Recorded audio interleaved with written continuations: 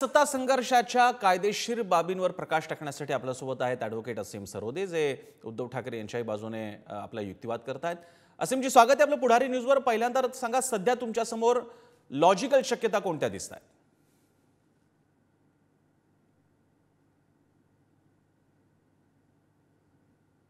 प्रसन्न logical पेक्षा legal शक्यता महत्वाची आहे आणि लीगल शक्यता पहिली बेकायदेशीर स्वरूपाची, कायद्यात न बसणारी अशी आहे आणि ती म्हणजे एकनाथ शिंदेसह सगळ्या त्यांच्यासोबत पळून गेलेल्या आमदारांना पात्र ठरवलं जाऊ शकते। बरं। ही बेकायदेशीर स्वरूपाची आहे, पण ही शक्यता पहिली आहे। आणि दुसरी कायदेशीर शक्यता आहे, ती कायद्याच्या चौकटीत बसणारी आहे। ती म्हणजे उद्धव ठाकरे यांच्या बाजूने निकाल देऊन एकनाथ शिंदे आणि त्यांच्यासोबत पळून गेलेल्या सगळ्यांना अपात्र ठरवलं जाऊ शकते। बरं। खरं कायद्याच्या दृष्टीने ते अपात्र ठरणं हेच आवश्यक आहे, एवढं ढळढळीत ते सत्य आहे। तिसरी शक्यता जी वर्तवली जात आहे माध्यमांमधूनच, ती हो असं म्हटलं हो जातंय बहुतेक हो राजीनामा देतील अध्यक्ष किंवा निकाल पुढे ढकलतील, असे बरं। कोणतेही प्रकार पण होऊ शकतात। पण या दोन शक्यता ज्या आहेत, की पात्र ठरवायचं की अपात्र ठरवायचं, हो याच्यामध्येच तर मोठा एक कायदेशीर संघर्ष आणि नैतिकतेचा संघर्ष, हा ज्यांना अनैतिक निर्णय द्यायचा त्यांच्या मनामध्ये आता सुरू असेल। बरं। असीमजी, एक तुम्ही जो सांगितला तो त्याची शक्यता फार कमी मानली जाते की विधानसभा अध्यक्ष थेट राजीनामाच देतील आणि कोणताही निर्णय न देता, कारण त्यांना पुढे निवडणुकीला लढवायचे अशा प्रकारच्या काही पॉसिबिलिटी सांगितल्या जातात। एक आणखी मुद्दा असा आहे, कदाचित या कशाचीच वेळ येणार नाही आणि एक असाही मुद्दा मांडला जातोय की हा सगळा संघर्ष फक्त पक्ष नेतृत्वाचा आहे, याचा आणि विधिमंडळ सदस्यत्वाचा संबंध फारसा नाही आणि त्यामुळे सबब ही शिवसेना इंटॅक्ट आहे, कोणीही फुटलेलं नाहीये, ठाकरे गटांचे आमदार सुद्धा शिवसेनेचे आणि हे पण शिवसेनेचे, असाही मध्यम मार्गाबाबतीत म्हटलं जातं।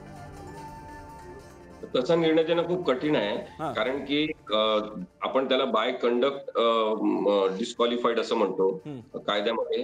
21A आणि 21B याच्या अन्वयात काढण्याची जी काही शक्यता किती पण ताणली बरं। तरी सुद्धा आपल्याला दिसते की एकनाथ शिंदे आणि त्यांच्यासोबतचे इतर आमदार विधान परिषदेची निवडणूक झाल्यानंतर जेव्हा शिवसेनेला लक्षात आलं की कमी मतं आपले पडले, आपले मतं फुटलेले आहेत, हो त्यावेळी मीटिंग बोलवण्यात आली होती। तिथे ते गेले नाही आणि तिथे न जाता ते सुरत मार्गे गुवाहाटी, मुंबई असा प्रवास करून एकेका आमदारांना जमा करत ते मुंबईत पोहोचले आणि थेट विधानसभेचे विरोधी पक्षनेते देवेंद्र फडणवीस यांच्यासोबत जाऊन राज्यपालांना भेटले आणि सत्ता स्थापन केली। हे सगळं पक्षविरोधी कारवाया आहेत आणि त्याच्यामुळे पक्षविरोधी कारवाया बाय कंडक्ट त्यांच्या दिसून येत असल्यामुळे त्या आधारे सुद्धा ते डिस्क्वालिफाईड ठरू शकतात, अशी शक्यता म्हणजे ही कायद्याची खरी कायद्याचा अर्थ आहे। आता दुसरा व्हीपचा मुद्दा आहे की व्हीपचा ते त्यांनी असं आणण्याचा प्रयत्न केला की व्हीप दिलाच नाही, व्हीप मिळालाच नाही, मग व्हीप आहे, मग व्हीपवर सुनील प्रभूंच्या सह्याच चुकीच्या आहेत, मग ईमेल आयडी जे आहे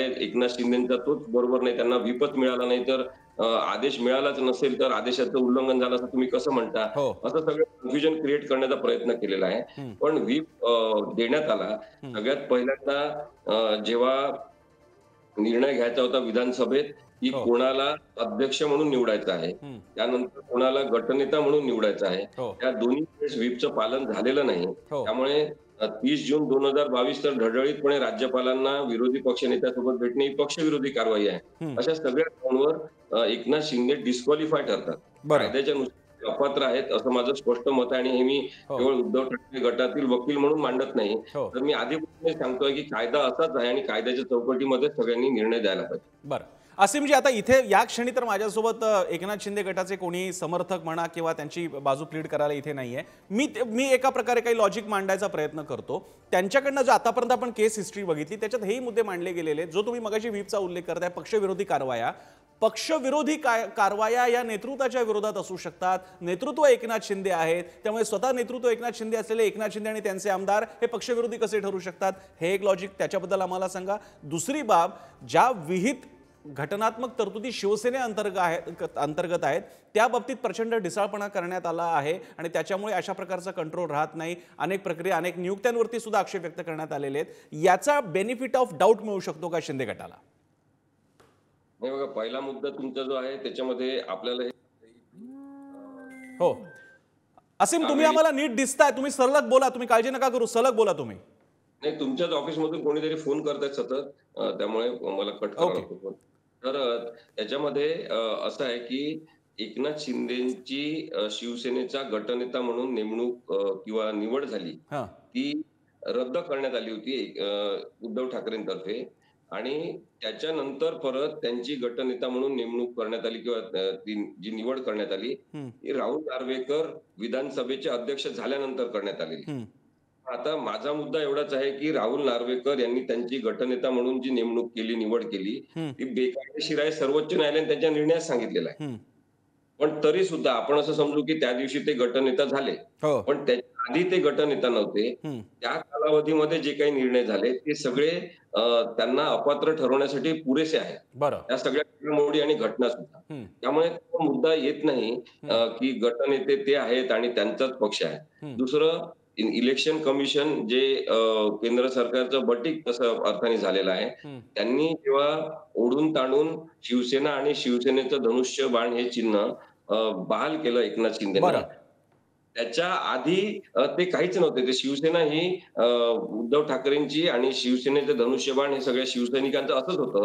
हं. त्यामुळे तो सुद्धा निर्णय लागू होणार नाही, हा सुद्धा एक महत्त्वाचा मुद्दा आहे. बरं. दुसरा मुद्दा ते सतत सांगत आहेत, की माझ्याकडे बहुसंख्या आहे. हो. तर बहुसंख्या कोणाची आहे? तर आमदारांची आहे. हं, आणि आमदार म्हणजे काय? विधिमंडळ पक्ष आहे. हं, आता पॉलिटिकल पार्टीची डेफिनेशन करण्यात आलेली आहे रिप्रेझेंटेशन ऑफ पीपल्स ॲक्टमध्ये. हं, त्याच्यामध्ये त्यांनी सांगितलंय, की विधिमंडळ पक्ष एक आहे आणि एक मूळ राजकीय पक्ष आहे. हं, विधिमंडळ पक्ष जो आहे त्याचं आयुष्य हं. हे 5 वर्षाचं मर्यादित असते. कारण की निवडून आलेले आमदार मिळून विधिमंडळ पक्ष तयार होतो आणि तो अस्थायी स्वरूपाचा असतो. बरं.